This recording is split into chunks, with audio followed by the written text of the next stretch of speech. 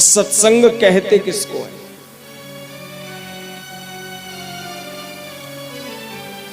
हम लोग जाते हैं सत्संग में, भगवान का सत्संग हो रहा है। सत माने अच्छा, संग माने संग, जहां पर बैठ करके हमें अच्छे संग की प्राप्ति हो जाए वही सत्संग है। अथवा सत माने सत्य स्वरूप परमात्मा, संग माने संग, जिस स्थान पर बैठ करके हमें परम ब्रह्म परमात्मा के संग की प्राप्ति हो जाए वही सत्संग है।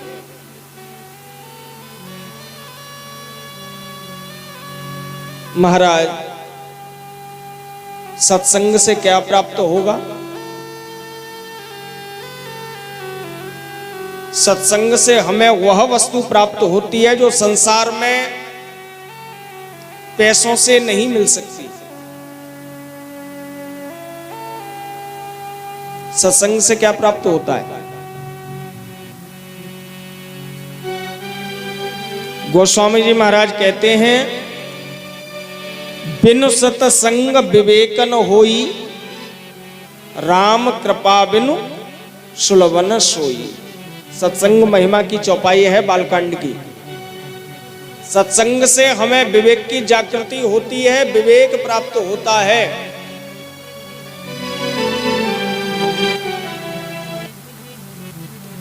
यह आयोजन, यह गाथा, यह कथा हर व्यक्ति नहीं करा पाता। पैसा अपार कितना भी बना हो, कितना भी हो, विचार करे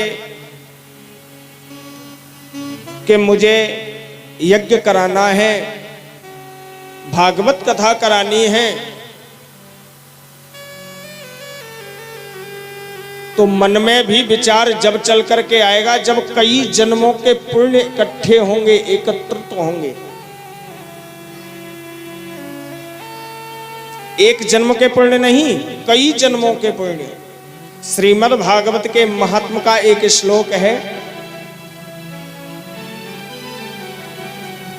भाग्योदयेन बहुजन्म समर्जितेन सत्संगमं च लभते पुरुषो यदा वै।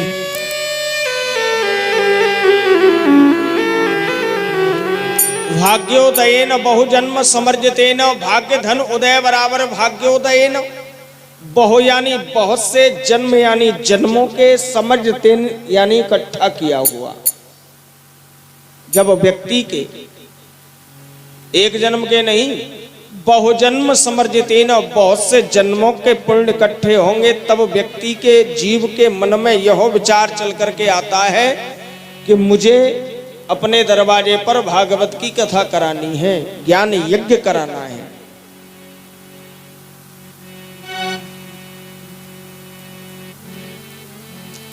यह भागवत का प्रमाण। और दूसरा प्रमाण बालकांड में गोस्वामी तुलसीदास जी महाराज चौपाई में अंकित करते हैं। जो मैंने श्लोक बोला इसी का अर्थ गोस्वामी जी महाराज रामचरितमानस में बालकांड में कहते हैं,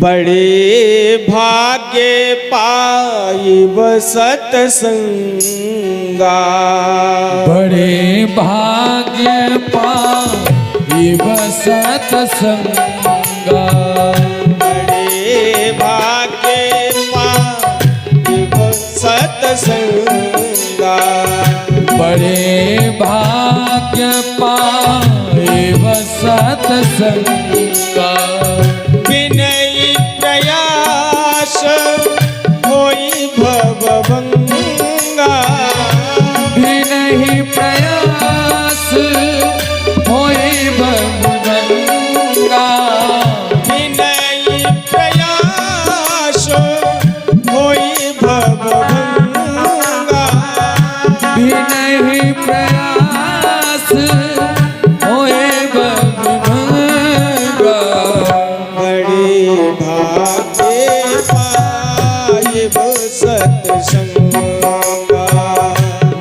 बड़े भाग्य पाइब सतसंगा, पाइब सतसंगा, पाइब सतसंगा।